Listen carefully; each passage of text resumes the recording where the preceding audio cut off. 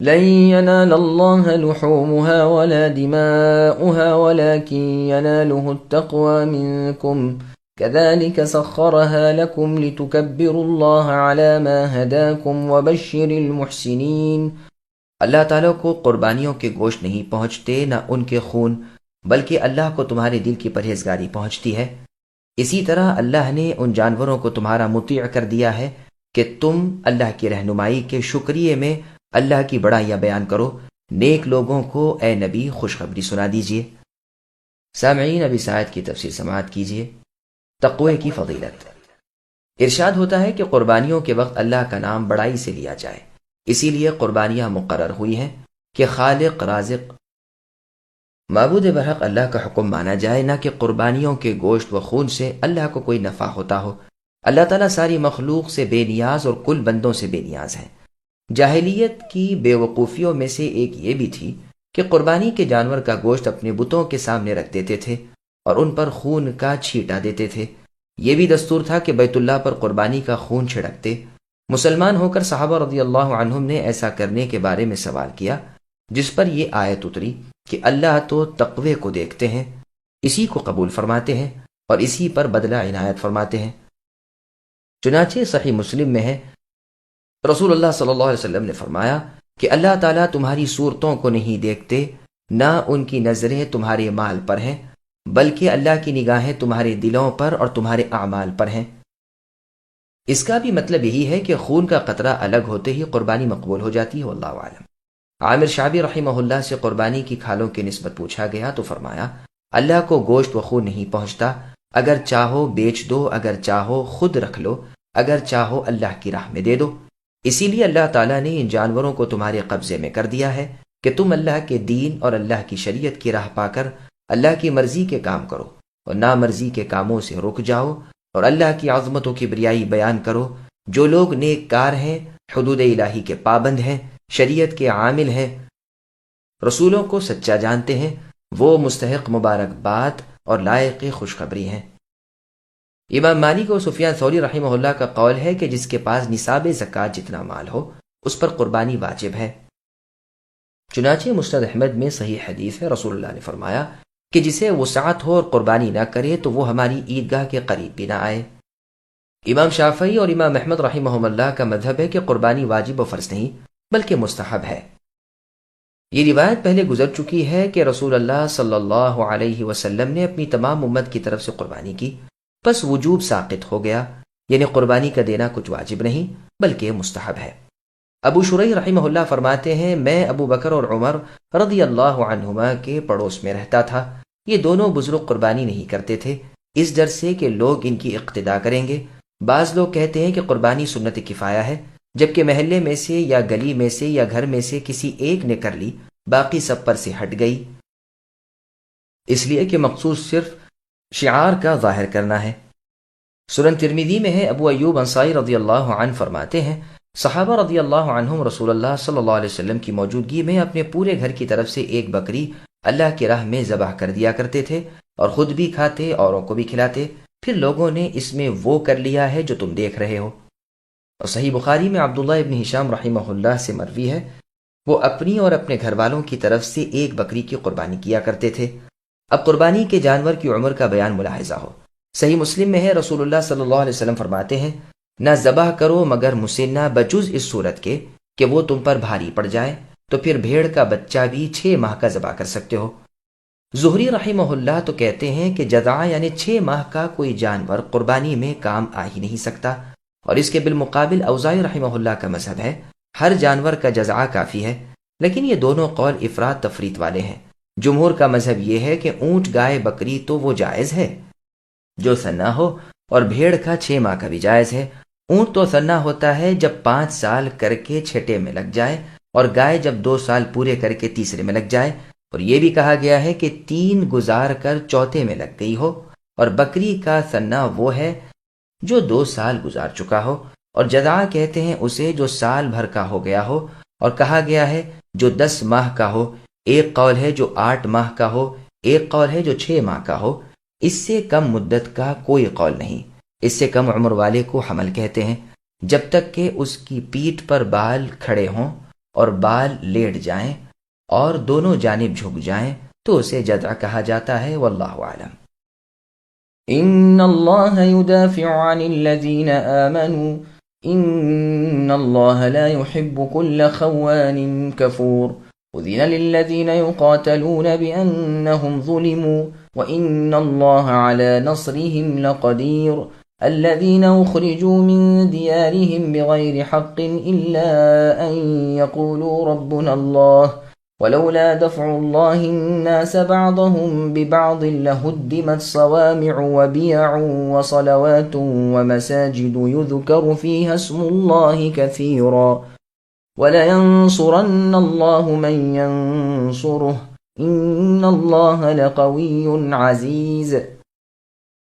بے شک تم سن رکھو، یقیناً سچے مؤمنوں کے دشمنوں کو خود اللہ تعالی ہٹا دیں گے۔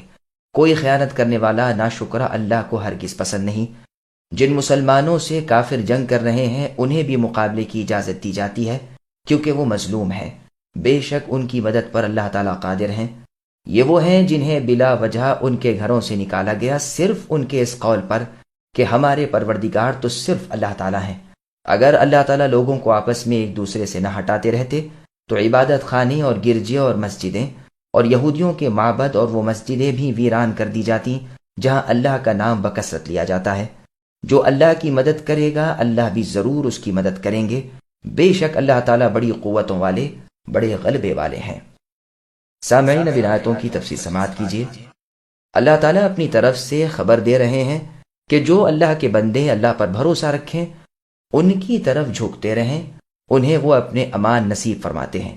شریروں کی برائیوں، دشمنوں کی بدیاں خود ہی اللہ تعالیٰ ان سے دور کر دیتے ہیں، اپنی مدد ان پر نازل فرماتے ہیں، اپنی حفاظت میں انہیں رکھتے ہیں۔ جیسے اللہ تعالیٰ نے سورہ زمر کی آیت نمبر 36 میں فرمایا، الیس اللہ بکاف عبدہ، یعنی کیا اللہ تعالیٰ اپنے بندے کو کافی نہیں؟ اور سورہ طلاق کی آیت نمبر 3 میں فرمایا، وَمَن يَتَوَكَّلْ عَلَى اللَّهِ فَهُوَ حَسْبُهُ، یعنی جو اللہ پر بھروسہ رکھے اللہ خود آپ ہی اس کے لیے کافی ہے۔ دغاباز ناشکرے اللہ کی محبت سے محروم ہیں، اپنے عہد و پیما پورے نہ کرنے والے اللہ کی نعمتوں کے منکر اللہ تعالیٰ کی محبت سے دور ہیں۔ جہاد کی اجازت اور اس کا پس منظر۔ تفسیر ابن جریر طبری میں ہے کہ ابن عباس رضی اللہ عنہما کہتے ہیں، جب رسول اللہ اور آپ کے اصحاب مدینے سے بھی نکالے جانے لگے اور کفار مکہ سے چڑھ دوڑے تب جہاد کی اجازت کی یہ آیت اتری۔ بہت سے سلف سے منقول ہے کہ جہاد کی یہ پہلی آیت ہے جو قرآن میں اتری۔ اسے بعض بزرگوں نے استدلال کیا ہے کہ یہ سورت مدنی ہے۔ سنن ترمذی میں ہے کہ جب رسول اللہ صلی اللہ علیہ وسلم نے مکے سے ہجرت کی، ابو بکر رضی اللہ عنہ کی زبان سے نکلا کہ افسوس ان کفار نے اللہ کے پیغمبر کو وطن سے نکالا، یقیناً یہ کفار تباہ ہوں گے۔ پھر یہ آیت اتری تو صدیق رضی اللہ عنہ نے جان لیا کہ جنگ ہو کر رہے گی۔ اللہ اپنے مؤمن بندوں کی مدد پر قادر ہے، اگر چاہے تو بے لڑے بھیڑے انہیں غالب کر دیں، لیکن وہ آزمانا چاہتے ہیں، اس لیے حکم دیا کہ ان کفار کی گردنیں مارو۔ اور سورہ توبہ کی آیت نمبر 14 میں فرمایا، قاتلوہم یعذبہم اللہ بایدیکم، ان کفار و مشرکین سے لڑو، اللہ انہیں تمہارے ہاتھوں سزا دیں گے اور رسوا کریں گے اور ان پر تمہیں غالب کریں گے، اور مؤمنوں کے حوصلے نکالنے کا وقت دیں گے کہ ان کے کلیجے ٹھنڈے ہو جائیں، ساتھ ہی جسے چاہیں گے توفیق توبہ دیں گے، اللہ علم و حکمت والے ہیں۔ اور سورہ توبہ کی آیت نمبر 16 میں فرمایا، ام حسبتم ان تترکوا ولما يعلم اللہ الذین جاہدوا منکم، الآیہ، یعنی کیا تم اے مسلمانوں یہ سمجھ بیٹھے ہو اور یہ سوچ رکھا ہے کہ تم چھوڑ دیے جاؤ گے، حالانکہ اب تک وہ تو نہیں کھلے جو مجاہد ہیں اور اللہ اور رسول اور مسلمانوں کے سوا کسی سے دوستی اور اگانگت نہیں کرتے، سمجھ لو کہ اللہ تمہارے اعمال سے باخبر ہے۔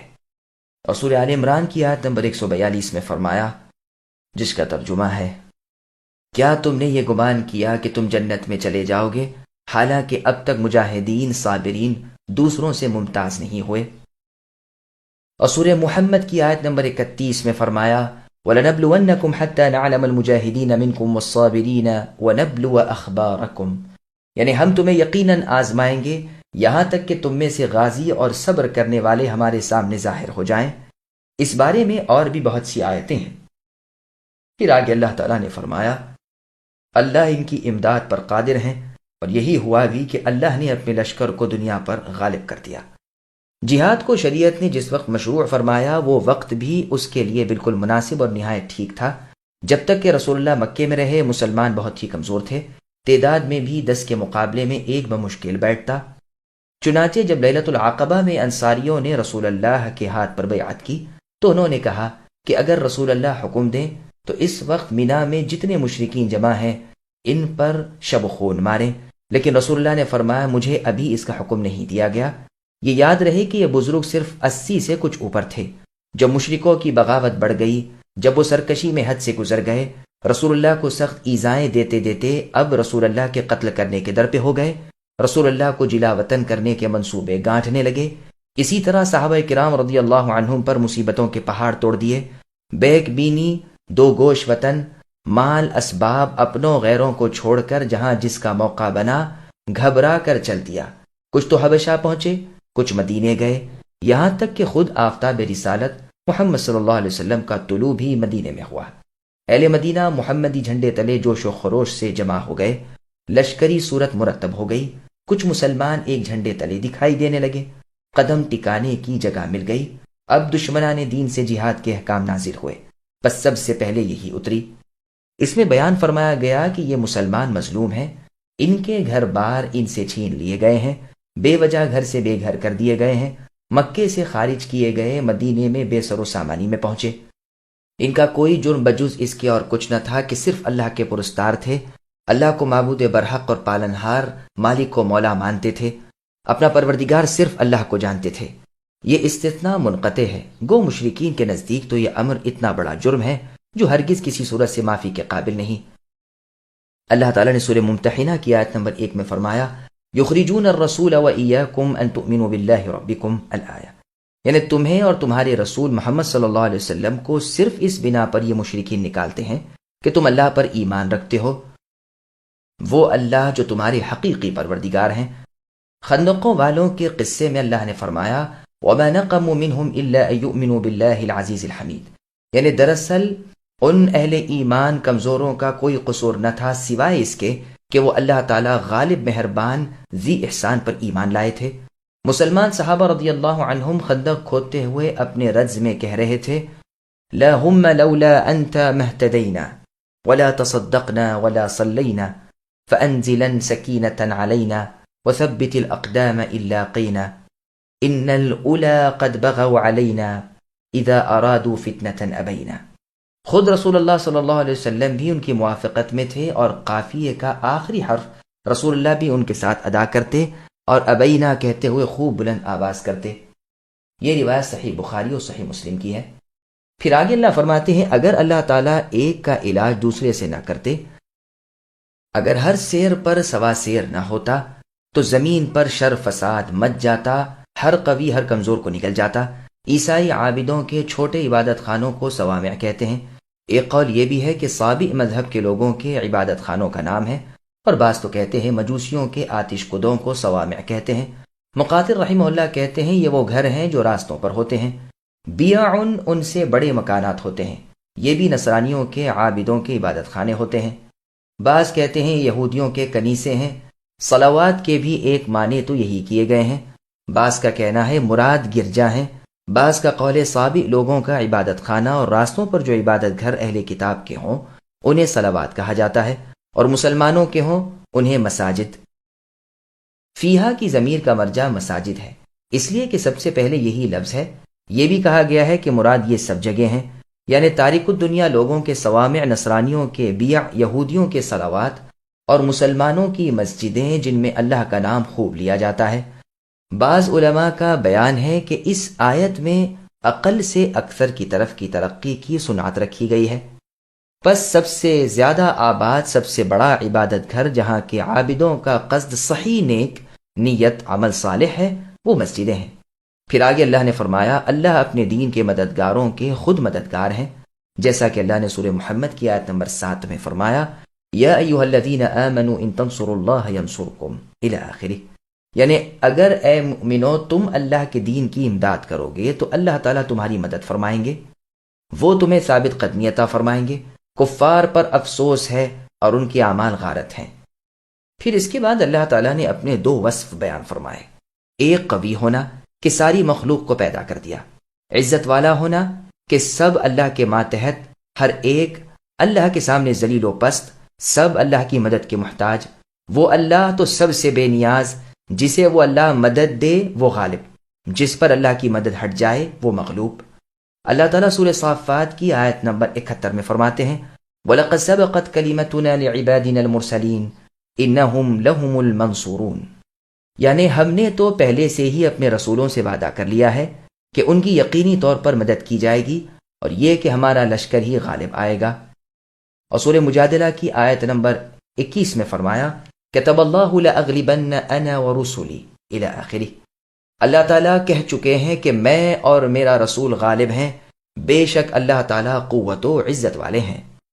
الذين إن مكناهم في الأرض أقاموا الصلاة وآتوا الزكاة وأمروا بالمعروف ونهوا عن المنكر ولله عاقبة الأمور وإن يكذبوك فقد كذبت قبلهم قوم نوح وعاد وثمود وقوم إبراهيم وقوم لوط وأصحاب مدين وكذب موسى فأمليت للكافرين ثم أخذتهم فكيف كان نكير فكأين من قرية أهلكناها وهي ظالمة فهي خاوية على عروشها وبئر معطلة وقصر مشيد أفلم يسيروا في الأرض فتكون لهم قلوب يعقلون بها أو آذان يسمعون بها فإنها لا تعمى الأبصار ولكن تعمى القلوب التي في الصدور۔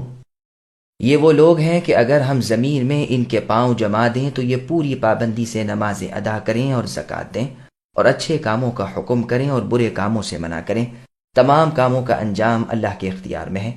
اگر یہ لوگ اے نبی آپ کو جھٹلائیں تو ان سے پہلے نوح علیہ السلام کی قوم اور عاد ثمود اور قوم ابراہیم اور قوم لوط اور مدین والے بھی اپنے اپنے نبیوں کو جھٹلا چکے ہیں، موسیٰ علیہ السلام بھی جھٹلائے جا چکے ہیں۔ تو میں نے کافروں کو یوں ہی سی مہلت دی، پھر دھر دبایا، پھر میرا عذاب کیسا ہوا۔ بہت سی بستیاں ہیں جنہیں ہم نے تہہ و بالا کر دیا اس لیے کہ وہ ظالم تھے، پس وہ اپنی چھتوں کے بل اوندھی پڑی ہیں، اور بہت سے آباد کنویں بیکار پڑے ہیں، اور بہت سے پکے اور بلند محل ویران پڑے ہیں۔ کیا انہوں نے زمین میں سیر و سیاحت نہیں کی؟ جو ان کے دل ان باتوں کے سمجھنے والے ہوتے یا کانوں سے ہی ان واقعات کو سن لیتے۔ بات یہ ہے کہ صرف آنکھیں ہی اندھی نہیں ہوتی بلکہ وہ دل اندھے ہو جاتے ہیں جو سینوں میں ہیں۔ سامعین اب ان آیتوں کی تفصیل سماعت کیجیے۔ عثمان رضی اللہ عنہ فرماتے ہیں یہ آیت ہمارے بارے میں اتری ہے، ہم بے سبب خارج از وطن کیے گئے تھے، پھر ہمیں اللہ نے سلطنت دی، ہم نے نماز روزے کی پابندی کی، بھلے احکام دیے اور برائی سے روک جاری کی، بس یہ آیت میرے اور میرے ساتھیوں کے بارے میں ہے۔ ابو العالیہ رحمہ اللہ فرماتے ہیں مراد اس سے اصحاب رسول صلی اللہ علیہ وسلم ہیں۔ عمر بن عبد العزیز رحمہ اللہ نے اپنے خطبے میں اس آیت کی تلاوت فرما کر فرمایا اس میں صرف بادشاہوں کا بیان ہی نہیں بلکہ بادشاہ رعایا دونوں کا بیان ہے۔ بادشاہ پر تو یہ ہے کہ حقوق الہی تم سے برابر لے، اللہ کے حق کی کوتاہی کے بارے میں تمہیں پکڑے اور ایک کا حق دوسرے سے دلوائے، اور جہاں تک ممکن ہو تمہیں صراط مستقیم سمجھاتا رہے۔ تم پر اس کا حق یہ ہے کہ ظاہر باطن خوشی خوشی اس کی اطاعت گزاری کرو۔ عطیہ رحمہ اللہ فرماتے ہیں اسی آیت کا مضمون سورہ نور کی آیت نمبر 55 وعد اللہ الذین آمنوا منکم وعملوا الصالحات لیستخلفنہم میں ہے۔ کاموں کا انجام اللہ کے ہاتھ ہے، عمدہ نتیجہ پرہیزگاروں کا ہوگا، ہر نیکی کا بدلہ اللہ ہی کے ہاں ہے۔ انبیاء علیہ السلام کو جھٹلانے والوں کا انجام۔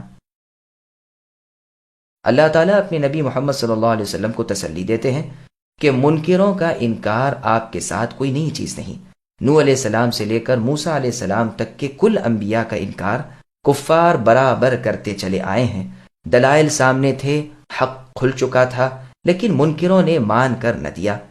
میں نے کافروں کو مہلت دی کہ یہ سوچ سمجھ لیں، اپنے انجام پر غور کر لیں، لیکن جب وہ نمک حرامی سے باز نہ آئے تو آخر کار میرے عذابوں میں گرفتار ہوئے۔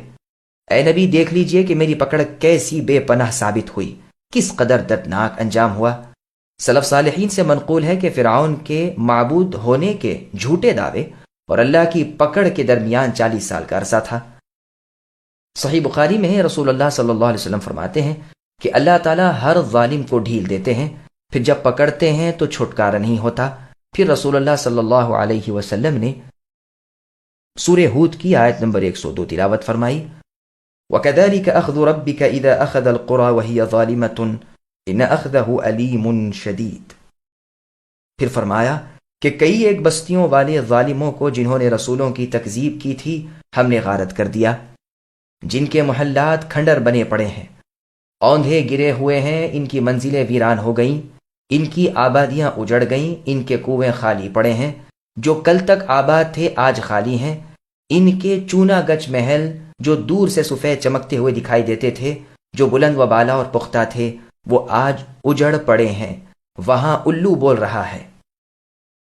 ان کی مضبوطی انہیں نہ بچا سکی، ان کی خوبصورتی اور پائیداری بیکار ثابت ہوئی، رب کے عذاب نے انہیں تہس نہس کر دیا، جیسا کہ اللہ تعالیٰ نے سورہ نساء کی آیت نمبر 78 میں فرمایا، اَيْنَمَا تَكُونُوا يُدْرِككُّمُ الْمَوْتُ وَلَوْ كُنْتُمْ فِي بُرُوجٍ مُشَيَّدَةٍ، یعنی گو تم چونا گج پکے قلعوں میں محفوظ ہو، لیکن موت وہاں بھی تمہیں چھوڑنے کی نہیں۔ کیا وہ خود زمین میں چلے پھرے نہیں؟ نہ صحیح کبھی غور و فکر بھی نہیں کیا کہ کچھ عبرت حاصل ہوتی۔ امام ابن ابی الدنیا رحمہ اللہ کتاب التفکر والاعتبار میں روایت لائے ہیں کہ اللہ تعالیٰ نے موسیٰ علیہ السلام کے پاس وحی بھیجی کہ اے موسیٰ، لوہے کے نعلین یعنی جوتے پہن کر، لوہے کی لکڑی لے کر زمین میں چل پھر کر آثار و عبرت کو دیکھو، وہ ختم نہ ہوں گے یہاں تک کہ تمہاری لوہے کی جوتیاں ٹکڑے ٹکڑے ہو جائیں اور لوہے کی لکڑی بھی ٹوٹ پھوٹ جائے۔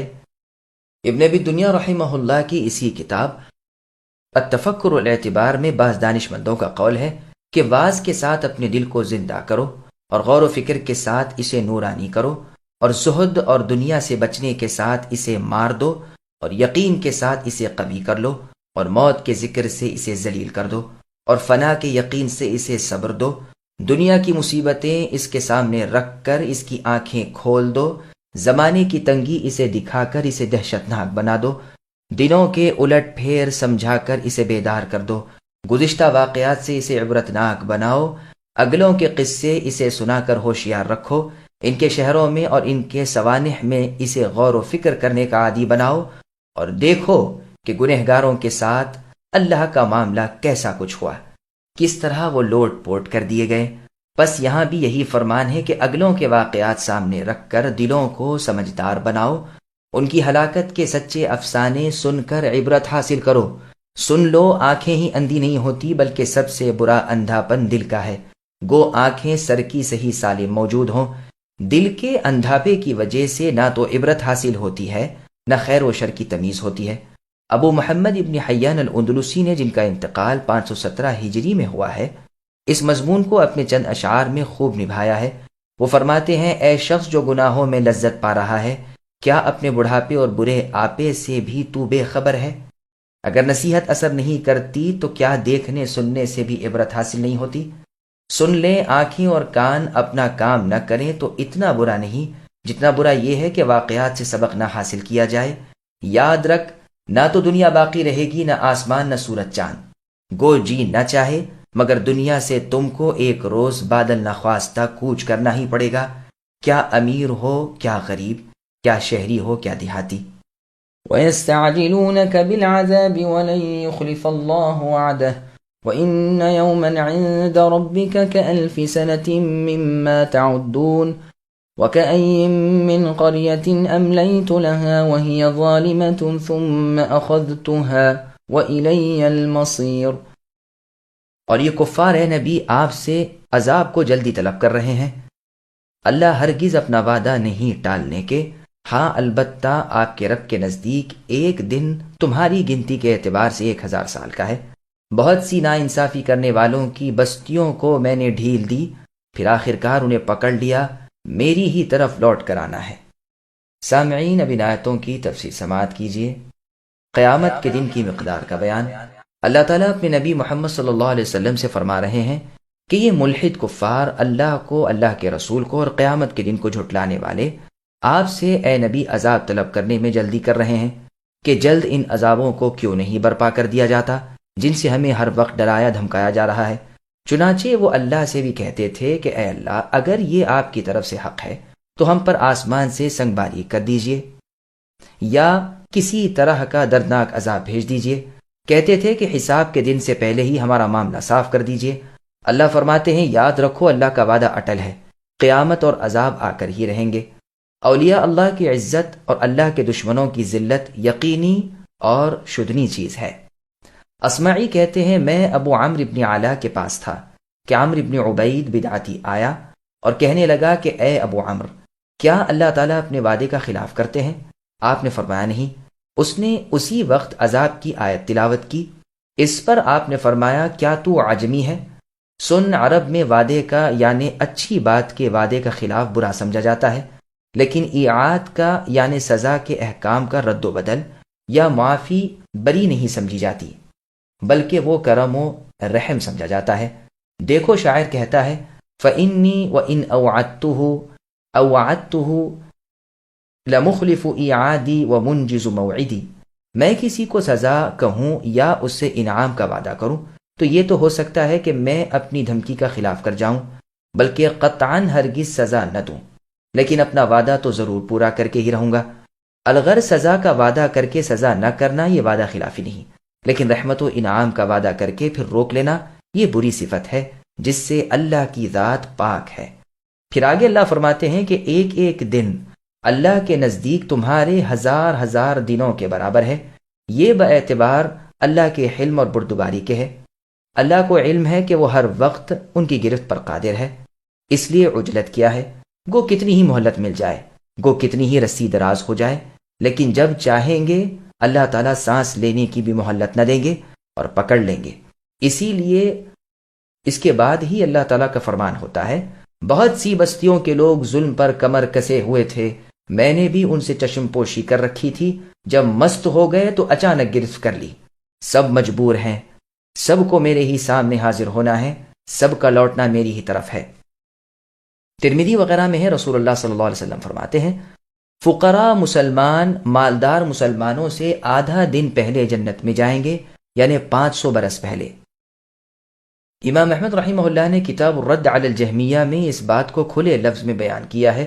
مجاہد رحمہ اللہ فرماتے ہیں، یہ آیت مثل سورہ سجدہ کی آیت نمبر 5 یدبر الامر من السماء الى الارض کے ہے، یعنی اللہ تعالیٰ کام کی تدبیر آسمان سے زمین کی طرف کرتے ہیں، پھر اللہ کی طرف چڑھ جاتے ہیں ایک ہی دن میں، جس کی مقدار تمہاری گنتی کے اعتبار سے 1000 سال کی ہے۔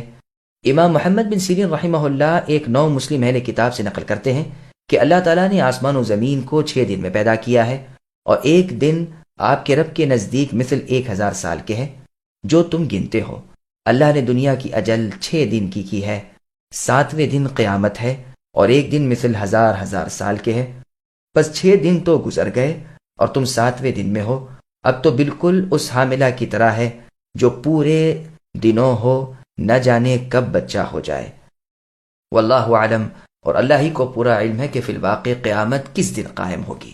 قل يا أيها الناس إنما أنا لكم نذير مبين فالذين آمنوا وعملوا الصالحات لهم مغفرة ورزق كريم والذين سعوا في آياتنا معاجزين أولئك أصحاب الجحيم وما أرسلنا من قبلك من رسول ولا نبي إلا إذا تمنى ألقى الشيطان في أمنيته فينسخ الله ما يلقي الشيطان ثم يحكم الله آياته والله عليم حكيم ليجعل ما يلقي الشيطان فتنة للذين في قلوبهم مرض والقاسية قلوبهم وَإِنَّ الظَّالِمِينَ لَفِي شِقَاقٍ بَعِيدٍ وَلِيَعْلَمَ الَّذِينَ أُوتُوا الْعِلْمَ أَنَّهُ الْحَقُّ مِنْ رَبِّكَ فَيُؤْمِنُوا بِهِ فَتُخْبِتَ لَهُمْ قُلُوبُهُمْ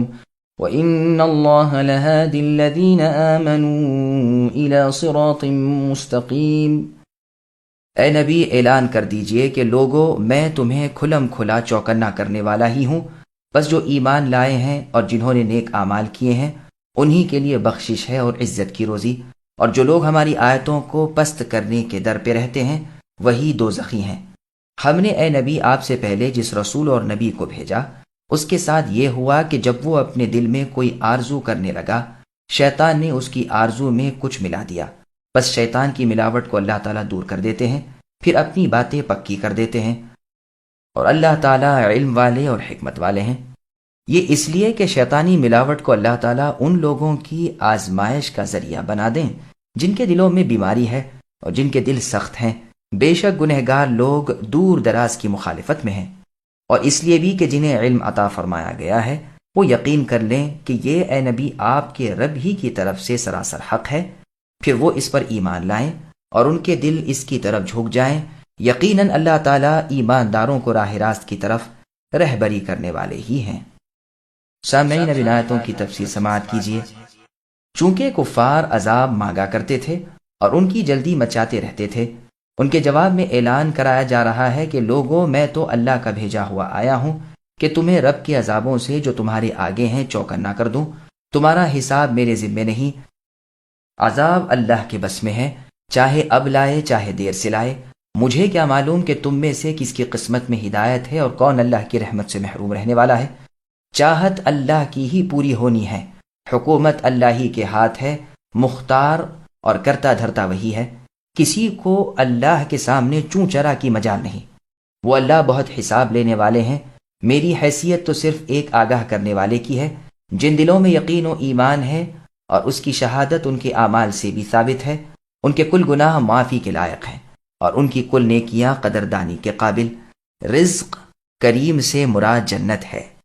جو لوگ اوروں کو بھی اللہ کی راہ سے اطاعت رسول سے روکتے ہیں وہ جہنمی ہیں، سخت عذابوں اور تیز آگ کا ایندھن ہے۔ اللہ ہمیں بچائے۔ اور سورہ نحل کی آیت نمبر 88 میں اللہ نے فرمایا، جس کا ترجمہ ہے کہ ایسے کفار کو ان کے فساد کے بدلے عذاب پر عذاب ہیں۔ وحی الہی میں باطل کی ملاوٹ نہیں ہو سکتی۔ یہاں پر اکثر مفسرین نے غرانیق کا قصہ نقل کیا ہے، اور یہ بھی کہ اس واقعے کی وجہ سے اکثر مہاجرین حبش یہ سمجھ کر کہ اب مشرکین مکہ مسلمان ہو گئے واپس مکے آ گئے، لیکن یہ روایت ہر سند سے مرسل ہے، کسی صحیح سند سے مسند مروی نہیں۔ واللہ اعلم۔ بخاری میں ابن عباس رضی اللہ عنہما سے مروی ہے کہ اس کی آرزو میں جب وہ بات کرتا ہے تو شیطان اس کی بات میں بول ڈالتا ہے، بس شیطان کے ڈالے ہوئے کو باطل کر کے پھر اللہ تعالیٰ اپنی آیات کو محکم کرتے ہیں۔ مجاہد رحمہ اللہ کہتے ہیں تمنا کا معنی قالا کے ہیں، امنیتی ہی کے معنی قراءاتی ہی کے ہیں، الا امانیہ کا مطلب یہ ہے کہ پڑھتے ہیں لکھتے نہیں۔ امام بغوی اور اکثر مفسرین کہتے ہیں تمنا کے معنی تلا کے ہیں، یعنی جب کتاب اللہ پڑھتا ہے تو شیطان اس کی تلاوت میں کچھ ڈال دیتا ہے۔ چنانچہ عثمان رضی اللہ عنہ کی مدح میں شاعر نے کہا ہے، تمنا کتاب اللہ اول لیلہ وآخرها لاقا حمام المقادیر۔ یہاں بھی لفظ تمنا پڑھنے کے معنی میں ہے۔ ابن جریر رحمہ اللہ کہتے ہیں یہ قول بہت قریب کی تعویل والا ہے۔ نسخ کے حقیقی معنی لغتاً ازالے اور رفع کے، یعنی ہٹانے کے اور مٹا دینے کے ہیں۔ اللہ سبحانہ و تعالی شیطان کے القاء کو باطل کر دیتے ہیں۔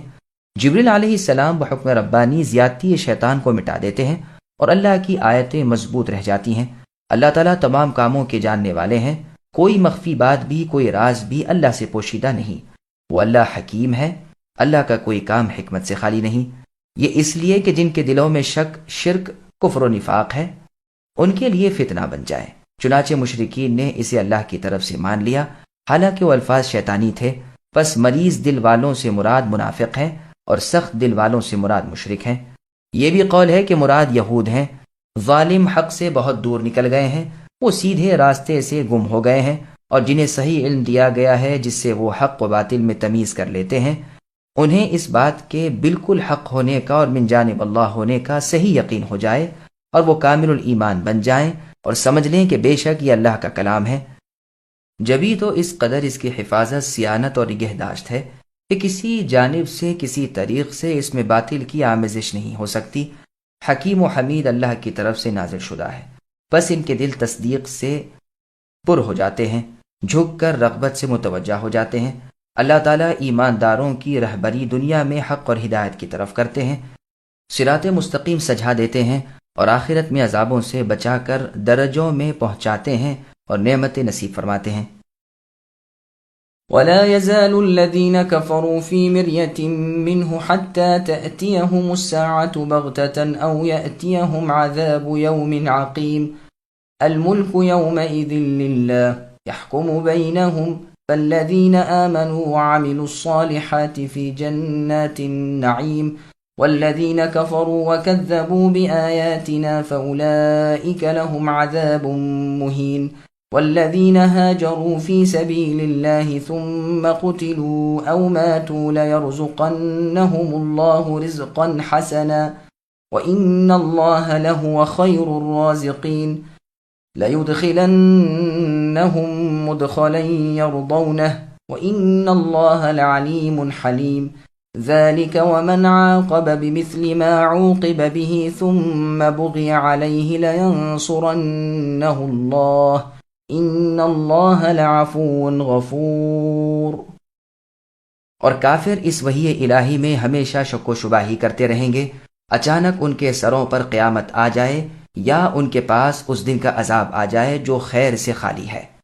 اس دن صرف اللہ ہی کی بادشاہت ہوگی، وہی ان میں فیصلے فرمائیں گے۔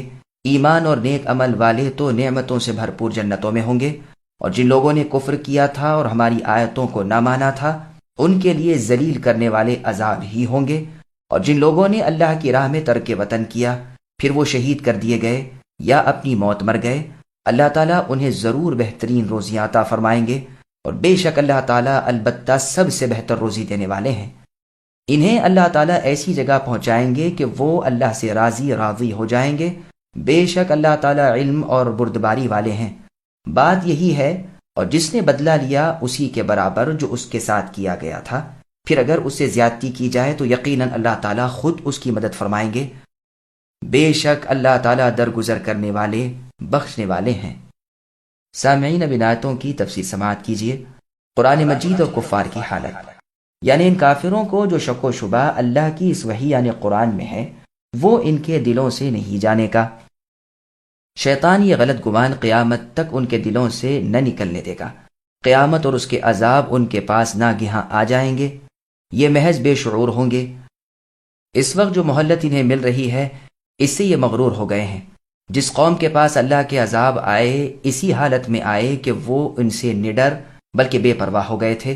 اللہ کے عذابوں سے غافل وہی ہوتے ہیں جو پورے فاسق اور علانیہ مجرم ہوں، یا انہیں بے خیر دن کا عذاب پہنچے جو دن ان کے لیے منحوس ثابت ہوگا۔ بعض کا قول ہے کہ اس سے مراد یوم بدر ہے، اور بعض نے کہا ہے مراد اس سے قیامت کا دن ہے۔ یہی قول صحیح ہے۔ گو بدر کا دن بھی ان کفار کے لیے عذاب اللہ کا دن تھا۔ اس دن صرف اللہ ہی کی بادشاہت ہوگی، جیسے سورہ فاتحہ کی آیت نمبر 4 میں اللہ نے فرمایا مالک یوم الدین، یعنی اللہ تعالیٰ قیامت کے دن کے مالک ہیں، اور سورہ فرقان کی آیت نمبر 26 میں فرمایا جس کا ترجمہ ہے اس دن رحمان کا ہی ملک ہوگا اور وہ دن کافروں پر نہایت ہی گراں گزرے گا۔ فیصلے خود اللہ کا تعالیٰ کریں گے۔ جن کے دلوں میں اللہ پر ایمان، رسول کی صداقت اور ایمان کے مطابق جن کے اعمال تھے، جن کے دل اور عمل میں موافقت تھی، جن کی زبانیں دل کے مانند تھیں، وہ جنتوں کی نعمتوں میں مالا مال ہوں گے، جو نعمتیں نہ فنا ہو نہ گھٹیں، نہ بگڑیں نہ کم ہو۔ جن کے دلوں میں حقانیت سے کفر تھا، جو حق کو جھٹلاتے تھے، نبیوں کا خلاف کرتے تھے، اتباع حق سے تکبر کرتے تھے، ان کے تکبر کے بدلے انہیں ذلیل کرنے والے عذاب ہوں گے، جیسے اللہ نے سورہ غافر کی آیت نمبر 60 میں فرمایا ان الذین یستکبرون عن عبادتی سیدخلون جہنم داخرین، یعنی بے شک جو لوگ میری عبادتوں سے سرکشی کرتے ہیں وہ ذلیل ہو کر جہنم میں داخل ہوں گے۔ ہجرت اور جہاد کا ثواب، یعنی جو شخص اپنا وطن، اپنے اہل و عیال، اپنے دوست احباب چھوڑ کر اللہ کی رضامندی کے لیے اللہ کی راہ میں ہجرت کر جائے، اس کے رسول محمد صلی اللہ علیہ وسلم کی اور اللہ کے دین کی مدد کے لیے پہنچے، پھر وہ میدان جہاد میں دشمن کے ہاتھوں شہید کیا جائے، یا بے لڑے بھیڑے اپنی قضا اپنے بستر پر اسے موت آ جائے، اسے بہت بڑا اجر اور زبردست ثواب اللہ کی طرف سے ہے، جیسا کہ اللہ تعالیٰ نے سورہ نساء کی آیت نمبر 100 میں فرمایا وَمَن يَخْرُجْ مِن بَيْتِهِ مُهَاجِرًا إِلَى اللَّهِ وَرَسُولِهِ ثُمَّ يُدْرِكْهُ الْمَوْتُ فَقَدْ وَقَعَ أَجْرُهُ عَلَى اللَّهِ، اور جو شخص اپنے گھر اور دیس کو چھوڑ کر اللہ رسول کی طرف ہجرت کر کے نکلے پھر اسے موت آ جائے تو اس کا اجر اللہ کے ذمے ثابت ہو چکا۔ ان پر اللہ کا فضل ہوگا، انہیں جنت کی روزیاں ملیں گی جس سے ان کی آنکھیں ٹھنڈی ہوں۔ اللہ تعالیٰ بہترین رازق ہے۔ انہیں پروردگار جنت میں پہنچائیں گے جہاں یہ خوش خوش ہوں گے، جیسا کہ اللہ تعالیٰ نے سورہ واقعہ کی آیت نمبر 88 اور 79 میں فرمایا، جس کا ترجمہ ہے کہ جو ہمارے مقربوں میں سے ہے اس کے لیے راحت اور خوشبودار پھول اور نعمتوں بھرے باغات ہیں۔ ایسے لوگوں کو راحت اور رزق اور جنت ملے گی۔ اپنی راہ کے سچے مہاجروں کو، اپنی راہ میں جہاد کرنے والوں کو، اپنی نعمتوں کے مستحق لوگوں کو اللہ تعالیٰ خوب جانتے ہیں۔ وہ اللہ تو بڑے حلم والے ہیں، بندوں کے گناہ معاف فرماتے ہیں، ان کی خطاؤں سے درگزر فرماتے ہیں، ان کی ہجرت قبول کرتے ہیں، ان کے توکل کو خوب جانتے ہیں۔ جو لوگ اللہ کی راہ میں شہید ہوں، مہاجر ہوں یا نہ ہوں، وہ رب کے پاس زندگی اور روزی پاتے ہیں، جیسا کہ اللہ تعالیٰ نے سورہ آل عمران کی آیت نمبر 169 میں فرمایا، وَلَا تَحْسَبَنَّ الَّذِينَ قُتِلُوا فِي سَبِيلِ اللَّهِ أَمْوَاتًا، اور اللہ کی راہ کے شہیدوں کو مردہ نہ سمجھو، وہ اپنے رب کے پاس زندہ ہیں، روزیاں دیے جاتے ہیں۔ اس بارے میں بہت سی حدیثیں ہیں جو بیان ہو چکی۔ پس اللہ کی راہ میں شہید ہونے والوں کا اجر اللہ کے ذمہ ثابت ہے۔ اس آیت سے اور اسی بارے کی حدیثوں سے صحیح مسلم میں ہے کہ شرحبیل ابن صمت رحمہ اللہ فرماتے ہیں کہ رومیوں کے ایک قلعے کے محاصرے پر ہمیں مدت گزر گئی۔ اتفاق سے سلمان فارسی رضی اللہ عنہ وہاں سے گزرے تو فرمانے لگے، میں نے رسول اللہ صلی اللہ علیہ وسلم سے سنا ہے، جو شخص اللہ کی راہ کی تیاری میں مر جائے تو اس کا اجر اور رزق برابر اللہ کی طرف سے ہمیشہ اس پر جاری رہتا ہے، اور وہ فتنے میں ڈالنے والوں سے محفوظ رہتا ہے۔ اگر تم چاہو تو آیت والذین ہاجروا پڑھ لو۔ تفسیر ابن جریر طبری میں ہے کہ ابو قبیل اور ربیعہ بن سیف معافری رحمہ اللہ کہتے ہیں، ہم رودس کے جہاد میں تھے، ہمارے ساتھ فضالہ بن عبید رضی اللہ عنہ بھی تھے۔ 2 جنازے ہمارے پاس سے گزرے، جن میں ایک شہید تھا، دوسرا اپنی موت مرا تھا۔ لوگ شہید کے جنازے پر جھک پڑے۔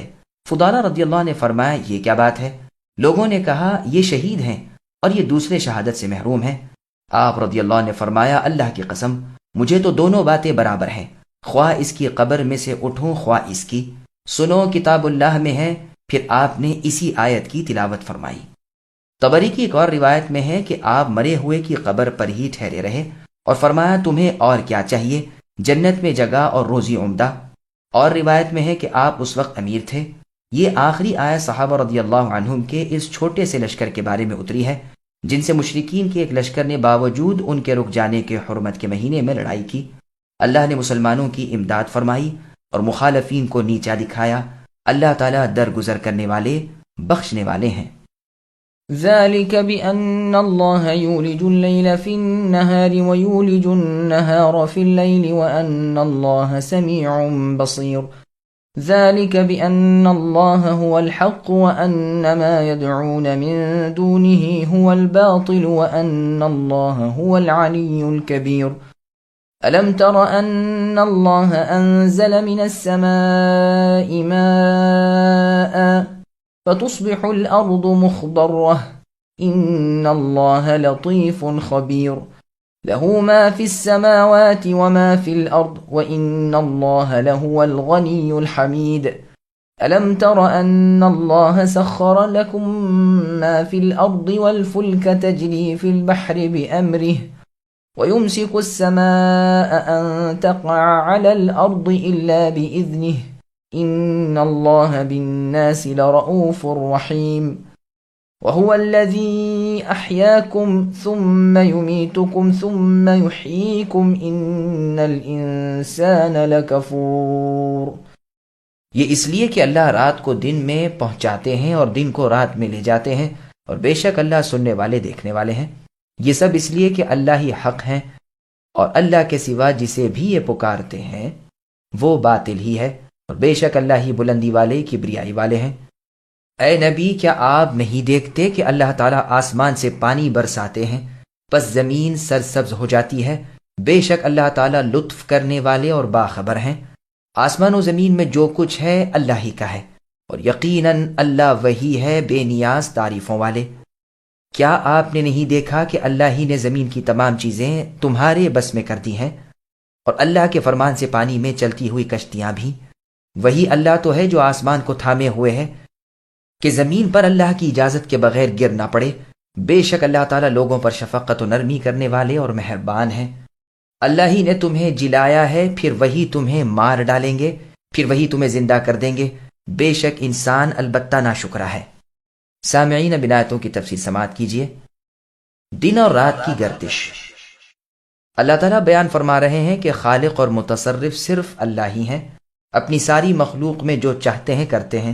اللہ نے سورہ آل عمران کی آیت نمبر 62 میں فرمایا، قل اللہم مالک الملک الآیات، یعنی اے اللہ آپ ہی ہیں ملک کے مالک، جسے چاہیں ملک دیں، جس سے چاہیں لے لیں، جسے چاہیں عزت دیں اور جسے چاہیں ذلیل کر دیں، بھلائیاں آپ ہی کے ہاتھ میں ہیں، آپ ہی ہر چیز پر قادر ہیں، دن کو رات میں، رات کو دن میں آپ ہی لے جاتے ہیں، زندے کو مردے سے، مردے کو زندے سے آپ ہی نکالتے ہیں، جسے چاہتے ہیں بے حساب روزیاں پہنچاتے ہیں۔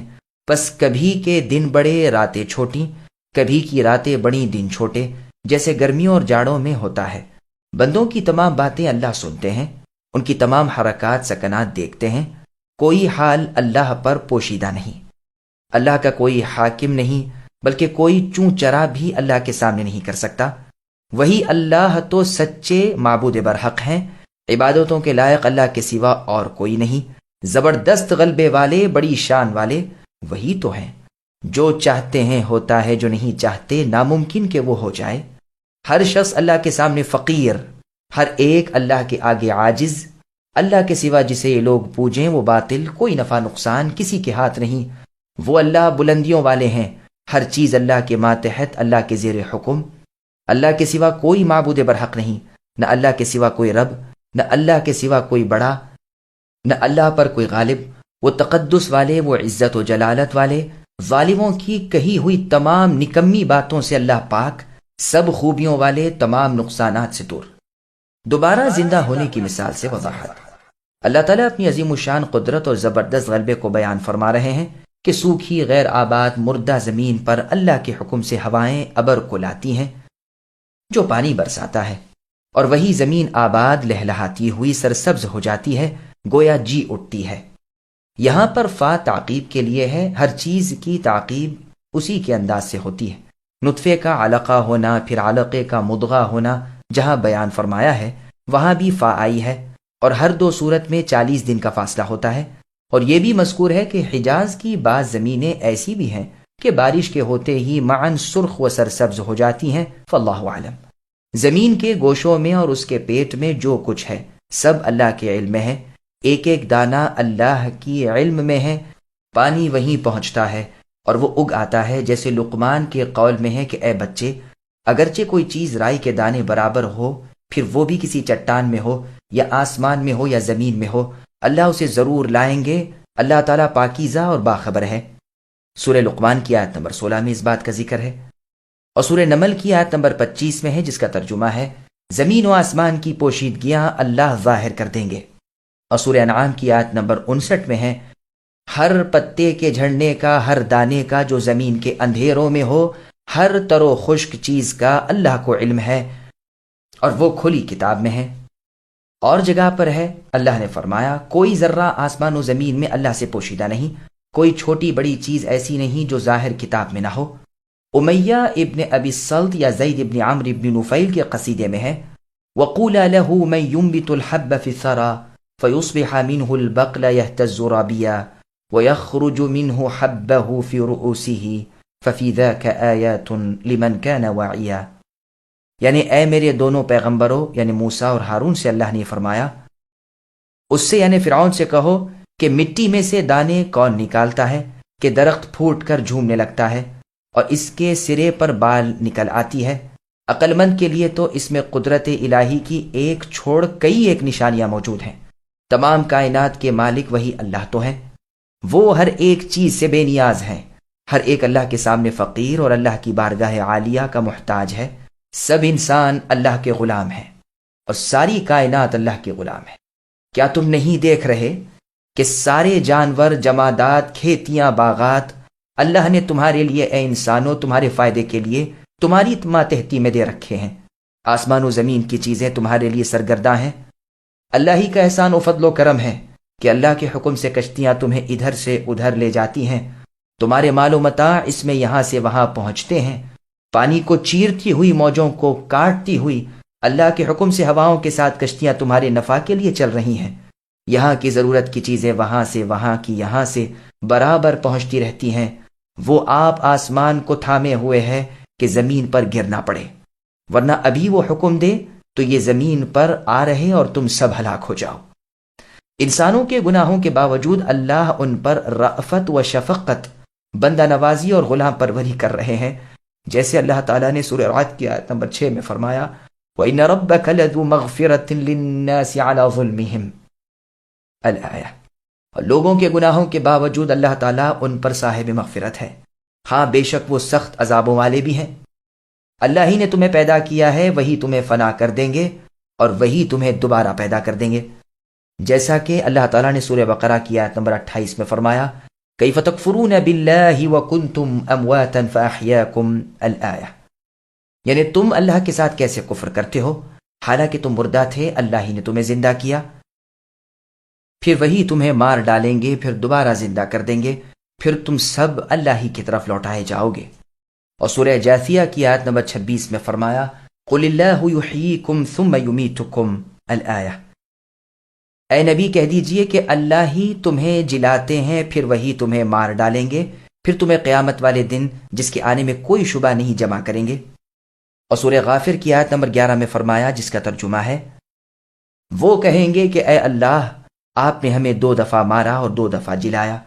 بس کلام کا مطلب یہ ہے کہ ایسے اللہ کے ساتھ تم دوسروں کو شریک کیوں ٹھہراتے ہو؟ اوروں کی عبادت اللہ کے ساتھ کیسے کرتے ہو؟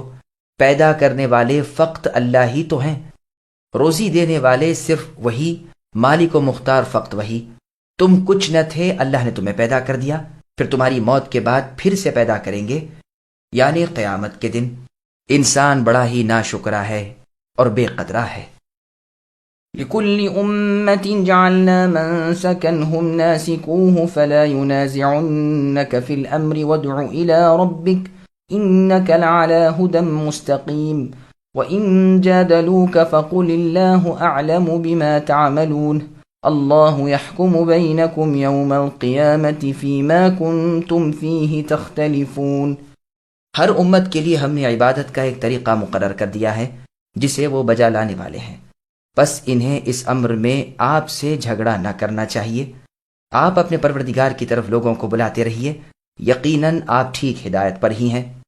پھر بھی اگر یہ لوگ آپ سے الجھنے لگیں تو آپ کہہ دینا کہ تمہارے اعمال سے اللہ بخوبی واقف ہیں، بے شک تمہارے سب کے اختلاف کا فیصلہ قیامت والے دن اللہ تعالیٰ خود آپ ہی کر دیں گے۔ سامعین، اب ان آیتوں کی تفسیر سماعت کیجیے۔ ہر قوم کی شریعت کا تذکرہ۔ اصل میں عربی زبان میں منسک کا لفظی ترجمہ اس جگہ کا ہے جہاں کے جانے آنے کی انسان عادت ڈال لے۔ احکام حج کی بجاوری کو اسی لیے مناسک کہا جاتا ہے کہ لوگ بار بار وہاں جاتے ہیں اور ٹھہرتے ہیں۔ منقول ہے کہ مراد یہاں یہ ہے کہ ہر امت کے پیغمبر کے لیے ہم نے شریعت مقرر کی ہے، تو اس امر میں یہ لوگ نہ لڑیں، سے مراد یہ مشرک لوگ ہیں۔ اور اگر مراد ہر امت کے بطور قدرت کے ان کے افعال کا مقرر کرنا ہے، جیسے سورہ بقرہ کی آیت نمبر 148 میں فرمان ہے کہ ہر ایک کے لیے سمت ہے جدھر وہ متوجہ ہوتا ہے، یہاں بھی ہے کہ وہ اس کے بجا لانے والے ہیں، تو ضمیر کا اعادہ بھی خود ان پر ہی ہے، یعنی یہ سب اللہ کی قدرت اور ارادہ رب سے کر رہے ہیں۔ تو ان کے جھگڑنے سے آپ اے نبی بد دل نہ ہوا کیجیے اور حق سے نہ ہٹ جائیے، اپنے رب کی طرف بلاتے رہیے اور اپنی ہدایت و استقامت کے کامل یقین پر رہیے، یہی راستہ حق سے ملانے والا اور مقصود کو کامیابی سے گودیوں میں لا ڈالنے والا ہے، جیسے اللہ نے سورہ قصص کی آیت نمبر 87 میں فرمایا وَلَا يَصُدَّنَّكَ عَنْ آيَاتِ اللَّهِ الْآيَةِ، خبردار کہیں یہ لوگ آپ کو اے نبی اللہ کی آیتوں کے آپ کے پاس پہنچ جانے پر بھی ان سے روک نہ دیں۔ اپنے رب کے راستے کی دعوت عام دیتے رہیے، اس پر بھی اگر کوئی ٹھہر جائے تو اس سے پلہ جھاڑ لیجئے، کہہ دیجئے کہ اللہ تمہارے اعمال دیکھ رہے ہیں، جیسے کئی جگہ اسی مضمون کو دہرایا ہے۔ سورہ یونس کی آیت نمبر 41 میں ہے جس کا ترجمہ ہے کہ اگر اے نبی یہ آپ کو جھٹلائیں تو ان سے آپ کہہ دیجئے کہ میرے لیے میرا عمل ہے اور تمہارے لیے تمہارے عمل ہیں، تم میرے اعمال سے بری ہو، میں تمہارے کرتوت سے بیزار ہوں۔ بس یہاں بھی ان کے کان کھول دیے کہ اللہ تعالیٰ تمہارے اعمال سے باخبر ہے، وہ تمہاری ادنا سے ادنا حرکت کو بھی جانتے ہیں، اور وہی ہم تم میں کافی شاہد ہے۔ قیامت کے دن ہم تم میں فیصلہ اللہ خود آپ ہی کر دیں گے، اور اس وقت سارے اختلافات مٹ جائیں گے، جیسے فرمان ہے، اے نبی آپ اسی کی دعوت دیتے رہیے اور ہمارے حکم پر جمے رہیے، اور کسی کی خواہش کے پیچھے نہ لگ جائیے، اور صاف اعلان کر دیجئے کہ اللہ کی نازل کی ہوئی کتاب پر میرا ایمان ہے۔ ألم تعلم أن الله يعلم ما في السماء والأرض إن ذلك في كتاب إن ذلك على الله يسير ويعبدون من دون الله ما لم ينزل به سلطانا وما ليس لهم به علم وما للظالمين من نصير وإذا تتلى عليهم آياتنا بينات تعرف في وجوه الذين كفروا المنكر يكاد يسطون بالذين يتلون عليهم آياتنا قل أفأنبئكم بشر من ذلكم النار وعدها الله الذين كفروا وبئس المصير۔ اے نبی کیا آپ کو اتنا بھی علم نہیں کہ آسمان و زمین کی ہر چیز اللہ کے علم میں ہے؟ یہ سب لکھی ہوئی کتاب میں محفوظ ہے۔ اللہ تعالیٰ پر تو یہ امر بالکل آسان ہے۔ اللہ کے سوا انہیں پوج رہے ہیں جن کی کوئی رب ہونے کی دلیل نازل نہیں ہوئی، نہ وہ خود ہی اس کا کوئی علم رکھتے ہیں، ظالموں کا کوئی مددگار نہیں۔ جب ان کے سامنے ہمارے کلام کی کھلی ہوئی آیتوں کی تلاوت کی جاتی ہے تو آپ اے نبی کافروں کے چہروں پر ناخوشی کے صاف آثار پہچان لیتے ہیں۔ وہ تو قریب ہوتے ہیں کہ ہماری آیتیں سنانے والوں پر حملہ کر بیٹھیں۔ آپ کہہ دیجئے کہ کیا میں تمہیں اس سے بھی زیادہ ناخوشی کی خبر دوں؟ وہ آگ ہے جس کا وعدہ اللہ نے کافروں سے کر رکھا ہے، اور وہ بہت ہی بری جگہ ہے۔ سامعین، اب ان آیتوں کی تفسیر سماعت کیجیے۔ سب سے پہلے قلم کو پیدا کیا گیا۔ رب کے کمال علم کا بیان ہو رہا ہے کہ زمین و آسمان کی ہر چیز اللہ کے علم کے احاطے میں ہے، ایک ذرہ بھی اللہ کے علم سے باہر نہیں۔ کائنات کے وجود سے پہلے ہی کائنات کا علم اللہ کو تھا، بلکہ اللہ نے لوح محفوظ میں لکھوا دیا تھا۔ صحیح مسلم میں حدیث رسول اللہ نے فرمایا کہ اللہ تعالیٰ نے آسمان و زمین کی پیدائش سے 50,000 سال پہلے، جبکہ اللہ کا عرش پانی پر تھا، مخلوق کی تقدیریں لکھیں۔ سنن نبی داؤد کی حدیث میں رسول اللہ نے فرمایا کہ سب سے پہلے اللہ تعالیٰ نے قلم کو پیدا کیا اور اس سے فرمایا لکھ۔ قلم نے دریافت کیا کہ کیا لکھوں؟ فرمایا جو کچھ ہونے والا ہے۔ پس قیامت تک جو کچھ ہونے والا تھا اسے قلم نے قلم بند کر لیا۔ ابن عباس رضی اللہ عنہما کا قول ہے کہ 100 سال کی راہ میں اللہ تعالیٰ نے لوح محفوظ کو پیدا کیا، اور مخلوق کی پیدائش سے پہلے جبکہ اللہ تعالیٰ عرش پر تھے، قلم کو لکھنے کا حکم دیا۔ قلم نے پوچھا کیا لکھوں؟ فرمایا میرا علم جو مخلوق کے متعلق قیامت تک ہے۔ پس قلم چل پڑا اور قیامت تک کے ہونے والے امور جو اللہ کے علم میں تھے قلم نے لکھ لیے۔ بس اسی کو اپنے نبی محمد صلی اللہ علیہ وسلم سے اس آیت میں اللہ تعالیٰ فرما رہے ہیں کہ اے نبی کیا آپ نہیں جانتے کہ آسمان و زمین کی ہر ایک چیز کا میں عالم ہوں؟ بس یہ اللہ کا کمال علم ہے کہ چیز کے وجود سے پہلے اسے معلوم ہے، بلکہ لکھ بھی لیا ہے، اور وہ سب یوں ہی واقع میں ہونے والا ہے۔ بندوں کے تمام اعمال کا علم ان کے عمل سے پہلے اللہ کو ہے۔ وہ جو کرتے ہیں اس کے کرنے سے پہلے اللہ جانتے تھے۔ ہر فرما بردار اور نافرمان اللہ کے علم میں تھا اور اللہ کی کتاب میں لکھا ہوا تھا، اور ہر چیز اللہ کے علمی احاطے کے اندر ہی اندر تھی، اور یہ امر اللہ پر کچھ مشکل نہ تھا، سب کتاب میں تھا اور رب پر بہت ہی آسان۔ کلام اللہ یعنی اللہ کی بات سے بے اعتنائی قابل گرفت چیز ہے۔ بغیر دلیل کے، بلا سند کے اللہ کے سوا دوسرے کی پوجا پاٹ عبادت بندگی کرنے والوں کا جہل و کفر بیان فرماتے ہیں کہ سوائے شیطانی تقلید اور باپ دادوں کی دیکھا دیکھی کے نہ کوئی نقلی دلیل ان کے پاس ہے نہ عقلی۔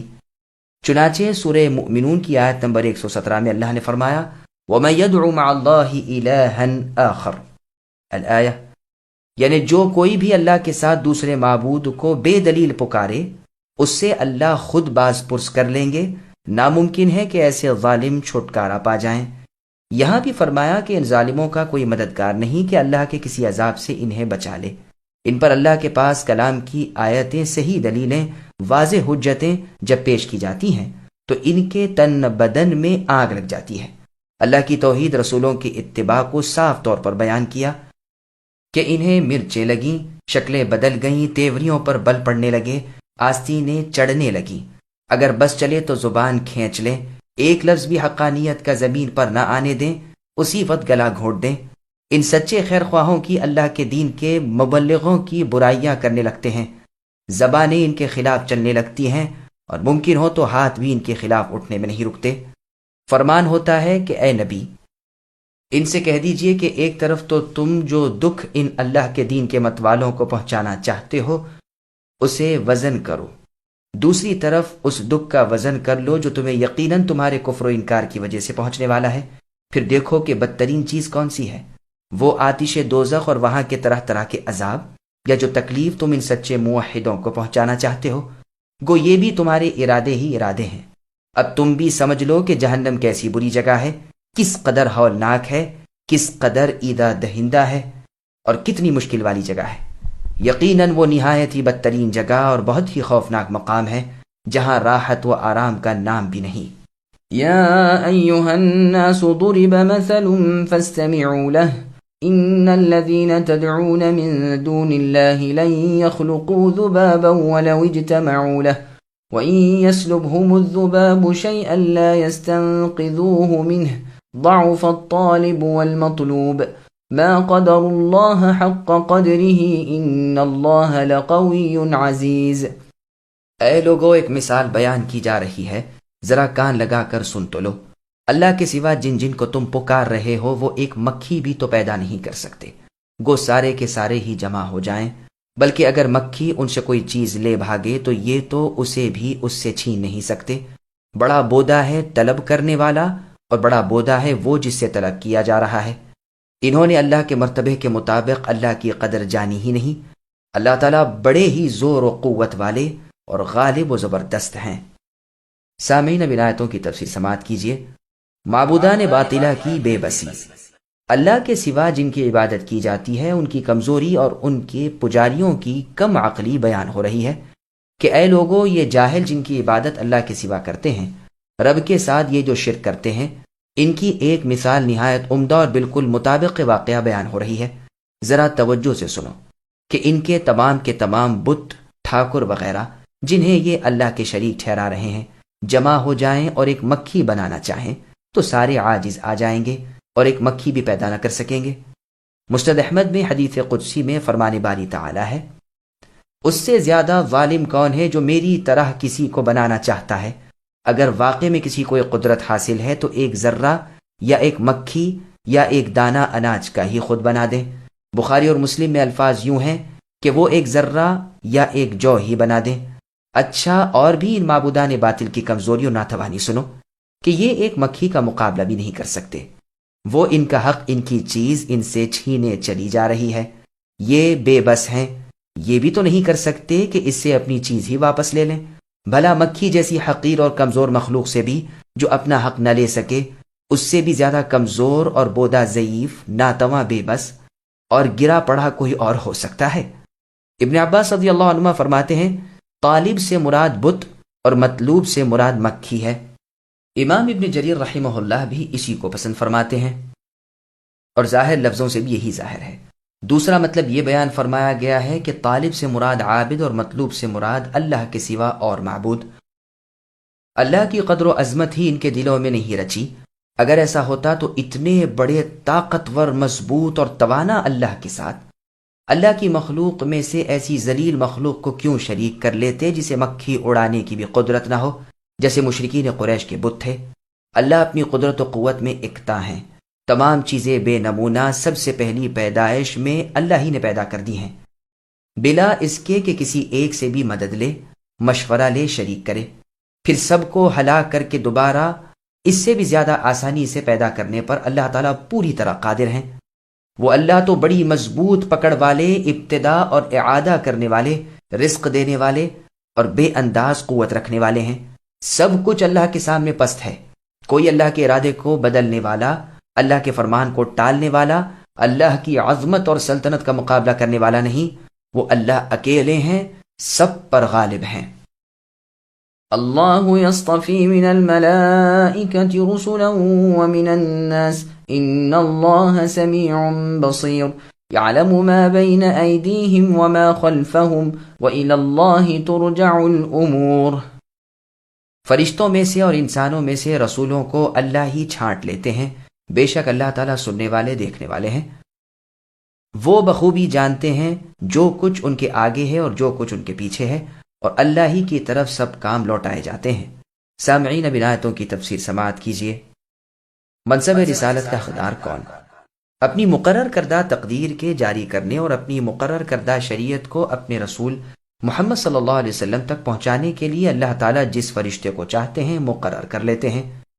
اسی طرح لوگوں میں سے بھی پیغمبری کی خلعت سے جسے چاہتے ہیں نوازتے ہیں۔ بندوں کے اقوال سب وہ سنتے ہیں، ایک ایک بندہ اور اس کے اعمال اللہ کی نگاہ میں ہیں۔ وہ بخوبی جانتے ہیں کہ مستحق منصب نبوت کون ہے، جیسے اللہ نے سورہ انعام کی آیت نمبر 124 میں فرمایا، اللہ اعلم حیث یجعل رسالتہ، کہ اللہ تعالیٰ ہی کو علم ہے کہ منصب رسالت کا صحیح طور پر اہل کون ہے۔ رسولوں کے آگے پیچھے کا اللہ کو علم ہے، کیا اس تک پہنچا، کیا اس نے پہنچایا، سب اللہ پر ظاہر و باہر ہے، جیسا کہ اللہ نے سورہ جن کی آیت نمبر 26 میں فرمایا، عالم الغیب فلا یظہر علی غیبہ احدا، یعنی وہ اللہ تعالیٰ تو غیب کے جاننے والے ہیں اور اپنے غیب کا کسی پر اظہار نہیں کرتے، ہاں جس پیغمبر کو وہ پسند فرمائے تو اس کے آگے پیچھے پہرے مقرر کر دیتے ہیں تاکہ وہ جان لے کہ انہوں نے اپنے پروردگار کے پیغام پہنچا دیے، اور اللہ تعالیٰ ہر اس چیز کا احاطہ کیے ہوئے ہے جو ان کے پاس ہے، اور ہر چیز کی گنتی تک اللہ کے پاس شمار ہو چکی ہے۔ بس اللہ سبحانہ و تعالیٰ اپنے رسولوں کے خود نگہبان ہیں، جو انہیں کہا سنا جاتا ہے اس پر خود ہی ان کے حافظ ہیں اور ان کے مددگار بھی ہیں، جیسے اللہ نے سورہ مائدہ کی آیت نمبر 66 میں فرمایا، یا ایھا الرسول بلغ ما انزل الیک الآیہ، یعنی اے رسول جو کچھ آپ کے پاس آپ کے رب کی طرف سے اترا ہے پہنچا دیجئے، اگر ایسا نہ کیا تو حق رسالت ادا نہ ہوگا، آپ کا بچاؤ اللہ کے ذمے ہے۔ يا أيها الذين آمنوا اركعوا واسجدوا واعبدوا ربكم وافعلوا الخير لعلكم تفلحون وجاهدوا في الله حق جهاده هو اجتباكم وما جعل عليكم في الدين من حرج ملة أبيكم إبراهيم هو سماكم المسلمين من قبل وفي هذا ليكون الرسول شهيدا عليكم وتكونوا شهداء على الناس فَأَقِيمُوا الصَّلَاةَ وَآتُوا الزَّكَاةَ وَاعْتَصِمُوا بِاللَّهِ هُوَ مَوْلَاكُمْ فَنِعْمَ الْمَوْلَى وَنِعْمَ النَّصِيرُ۔ اے ایمان والو، رکوع سجدہ کرتے رہو اور اپنے پروردگار کی عبادت میں لگے رہو اور نیک کام کرتے رہو تاکہ تم کامیاب ہو جاؤ، اور اللہ کی راہ میں ویسا ہی جہاد کرو جیسے جہاد کا اس کا حق ہے۔ اللہ ہی نے تمہیں برگزیدہ بنایا ہے اور تم پر دین کے بارے میں کوئی تنگی نہیں ڈالی۔ دین تمہارے باپ ابراہیم کا، اللہ ہی نے تمہارا نام مسلمان رکھا ہے اس قرآن سے پہلے اور اس میں بھی، تاکہ پیغمبر تم پر گواہ ہو جائیں اور تم اور تمام لوگوں کے گواہ بن جاؤ۔ بس تمہیں چاہیے کہ نمازیں قائم رکھو اور زکاتیں ادا کرتے رہو اور اللہ کو مضبوط تھام لو، وہی تمہارے ولی اور مالک ہیں، بس کیا ہی اچھے مالک ہیں اور کتنے ہی بہتر مددگار ہیں۔ سامعین، اب آیتوں کی تفسیر سماعت کیجیے۔ اسلام آسان دین ہے۔ اس دوسرے سجدے کے بارے میں دو قول ہیں۔ پہلے سجدے کی آیت کے موقع پر ہم نے وہ حدیث بیان کر دی ہے، یعنی سنن ابی داؤد اور سنن ترمذی وغیرہ کی، جس میں ہے کہ رسول اللہ صلی اللہ علیہ وسلم نے فرمایا، سورہ حج کو 2 سجدوں سے فضیلت دی گئی، جو یہ سجدے نہ کرے وہ یہ پڑھے ہی نہیں۔ بس رکوع سجدہ عبادت اور بھلائی کا حکم کر کے اللہ تعالیٰ فرماتے ہیں، اپنے مالوں، اپنی جانوں اور اپنی زبانوں سے اللہ کی راہ میں جہاد کرو اور حق جہاد ادا کرو، جیسے حکم دیا ہے کہ اللہ سے اتنا ڈرو جتنا اللہ سے ڈرنے کا حق ہے۔ اللہ ہی نے تمہیں برگزیدہ اور پسندیدہ کر لیا ہے اور امتوں پر تمہیں شرافت و کرامت، عزت و بزرگی عطا فرمائی، کامل رسول اور کامل شریعت سے تمہیں سر بر آوردہ کیا، تمہیں آسان سہل اور عمدہ دین دیا، وہ احکام تم پر نہ رکھے، وہ سختی تم پر نہ کی، وہ بوجھ تم پر نہ ڈالے جو تمہارے بس کے نہ ہو، جو تم پر گرا گزریں، جنہیں تم بجا نہ لا سکو۔ اسلام کے بعد سب سے اعلیٰ اور سب سے زیادہ تاکید والا رکن نماز ہے۔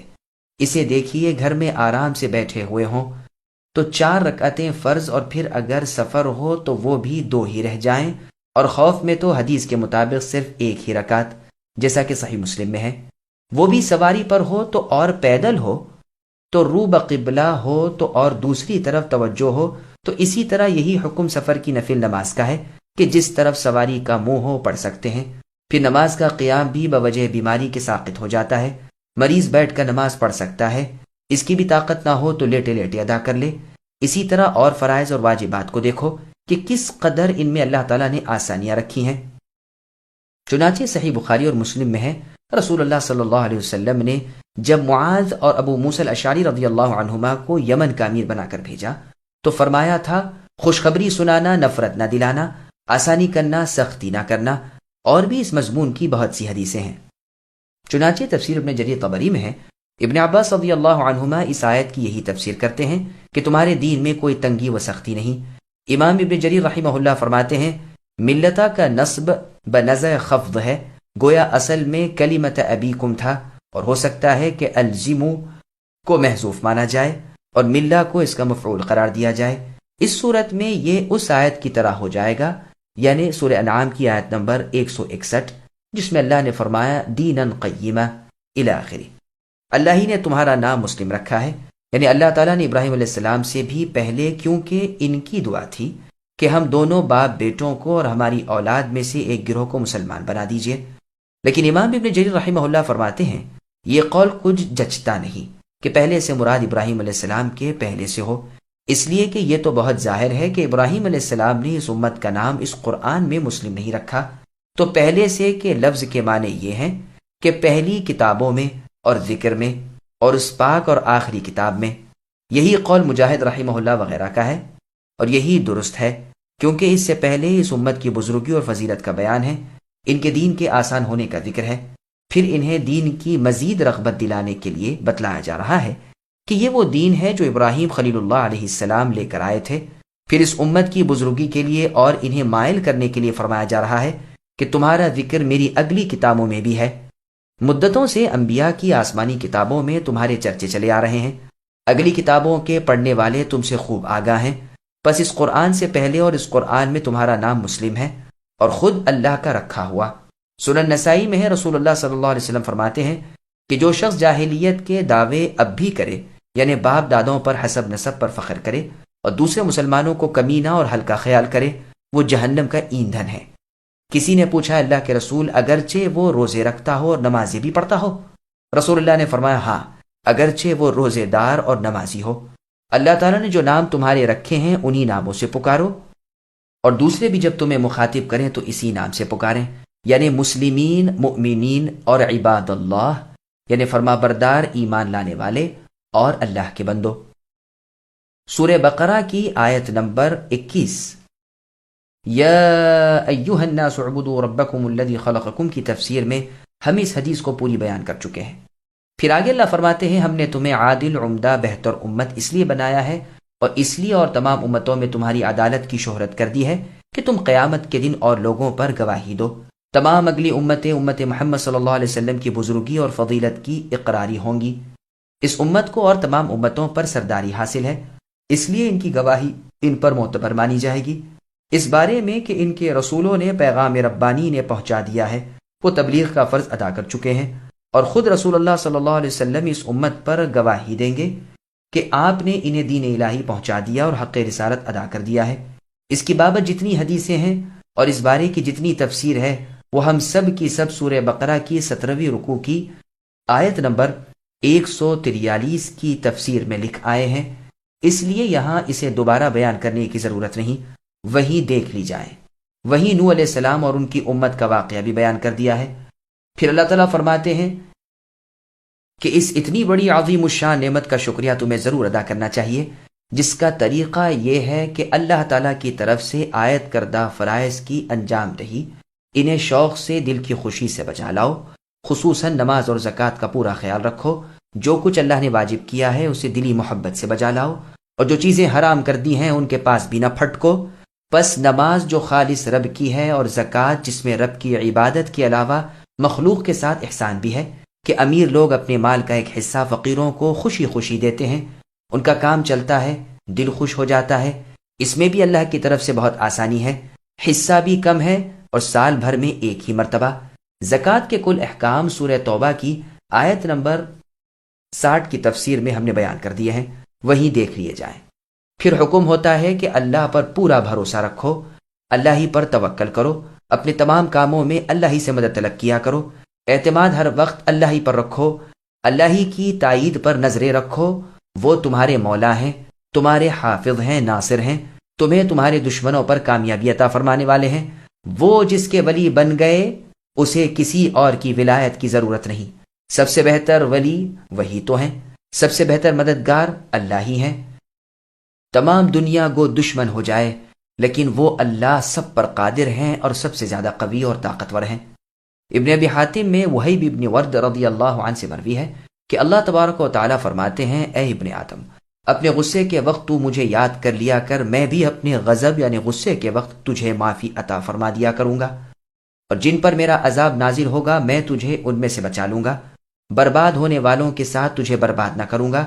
اے ابن آدم، جب تجھ پر ظلم کیا جائے تو صبر و سہار سے کام لے، مجھ پر نگاہیں رکھ، میری مدد پر بھروسہ رکھ، میری امداد پر راضی رہ، یاد رکھ میں تیری مدد کروں، یہ اس سے بہت بہتر ہے کہ تو آپ اپنی مدد کرے۔ اللہ تعالی ہمیں بھلائیوں کی توفیق دیں، اپنی امداد نصیب فرمائے، آمین۔